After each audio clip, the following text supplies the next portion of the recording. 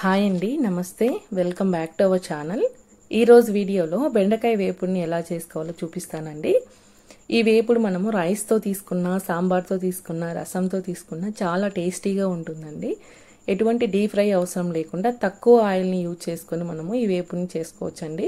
ఎటువంటి జిగురు అనేది ఉండదు. పొడి పొడిలాడుతూ క్రిస్పీగా, చాలా క్రంచీగా, టేస్టీగా ఉంటుందండి. సో ఈ ఫ్రై చేసుకోవడానికి మనము ఒక పావు కిలో పైన బెండకాయలను తీసుకొని బాగా నీటిలో కడిగి శుభ్రం చేసుకొని ఆ బెండకాయల పైన తడి ఏమి లేకుండా టవల్తో తడి అంతా తీసేసి చిన్న ముక్కలుగా కట్ చేసి పక్కన పెట్టుకోవాలండి. ఇంకొకటి ఏమిటంటే, ఈ బెండకాయలను మనం ఫ్రై చేసేకి ఒక హాఫ్ అన్ అవర్ ముందే కట్ చేసి పెట్టుకున్నామంటే మనకి ఇక్కడ జిగురు ఏమీ ఉండదండి. తర్వాత ఒక ప్యాన్ తీసుకొని అందులో ఒక స్పూన్ ఆయిల్ వేసి ఈ కట్ చేసుకున్నటువంటి బెండకాయ ముక్కలను వేసి బాగా ఫ్రై చేసుకోవాలండి.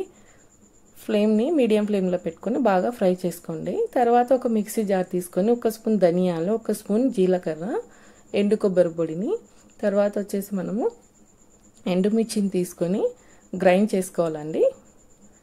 గ్రైండ్ చేసుకొని పక్కన తర్వాత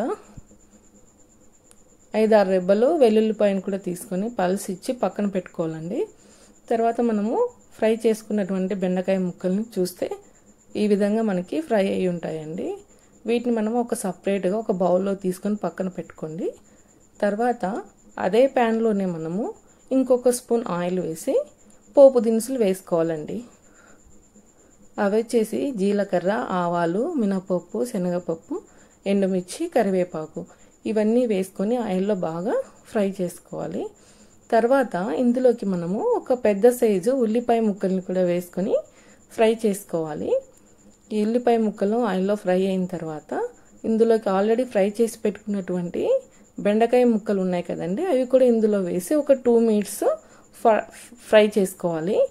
తర్వాత ఇందులోకి మనము ఆల్రెడీ గ్రైండ్ చేసి పెట్టుకున్నటువంటి వెల్లుల్లి కారాన్ని కూడా వేసుకొని ఒక 2 మినిట్స్ లో ఫ్లేమ్లో ఫ్రై చేసుకోవాలండి. తర్వాత ఒక స్పూన్ సాల్ట్ని యాడ్ చేస్తాము. మొదటి నుంచి మనం ఎక్కడ సాల్ట్ యాడ్ చేయలేదు. ఇక్కడ మనం లాస్ట్లో ఒక స్పూన్ సాల్ట్ని యాడ్ చేసి బాగా ఫ్రై చేసుకోవాలి. ఫ్రై చేసుకొని చూస్తే మనకి చాలా టేస్టీ అండ్ క్రంచీ అయినటువంటి బెండకాయ ఫ్రై రెడీ అండి.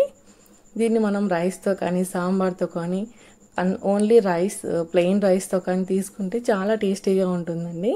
ఈ వీడియో మీకు నచ్చినట్లయితే మీ ఫ్రెండ్స్ అండ్ రిలేటివ్స్కి షేర్ చేయండి.